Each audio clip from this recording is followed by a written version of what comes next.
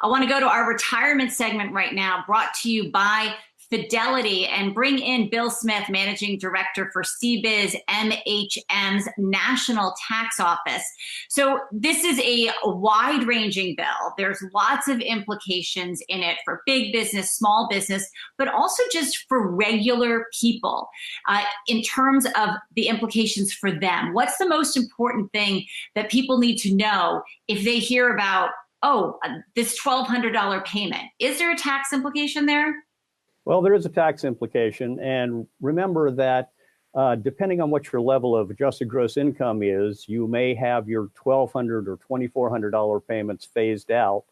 So if you are at the $99,000 level and you don't have any kids and you're filing single, you're going to get your payment phased out, $198,000 for married filing joint. Those amounts go up if you have qualifying children.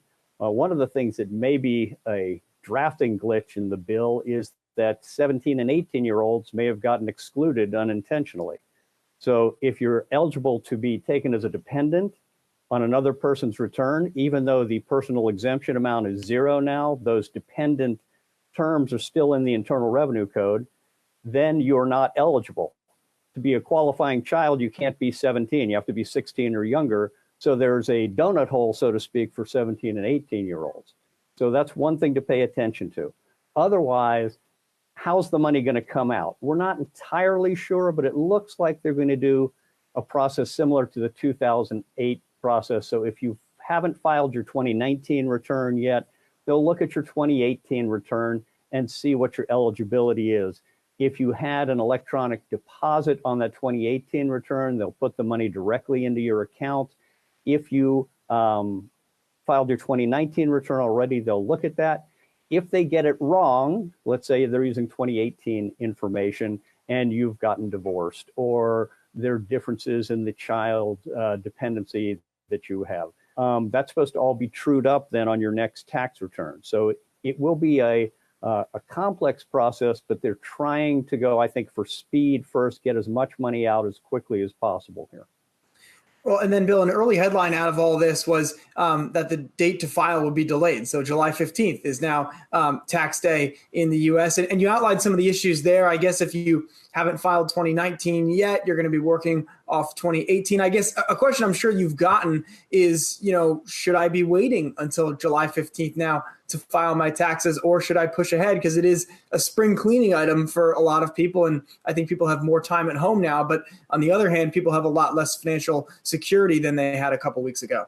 That's right. Well, I think the delay was intended to pump a little immediate money into the economy.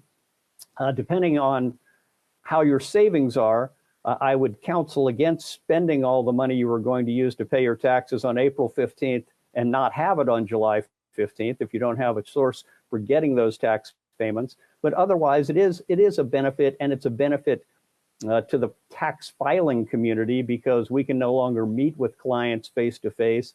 There's problems with getting paper or what to do with it if it's coming into the offices and not going out. So this is helping us with our clients, our small businesses, make sure that we have the time to get the job done. So if you have a refund due, file sooner. Absolutely. Don't wait. Get your money back as soon as you can. And they are processing all the electronic payments, all the electronic returns. So if you do a refund, now's a good time. But we did get the benefit of both the payment deadline and finally the filing deadline extended, but only for income tax returns, not for other types of returns, to July 15. Bill Smith, Managing Director for CBIZ MHM's National Tax Office. Have a great weekend, and thank you so much for your time. Hey, investors. Zach Guzman here. Are you interested in learning more about the markets and getting the latest financial news? Well, then click right here to subscribe to our Yahoo Finance YouTube channel. Get the latest up-to-the-minute market analysis, big interviews in the world of finance, and information on how to manage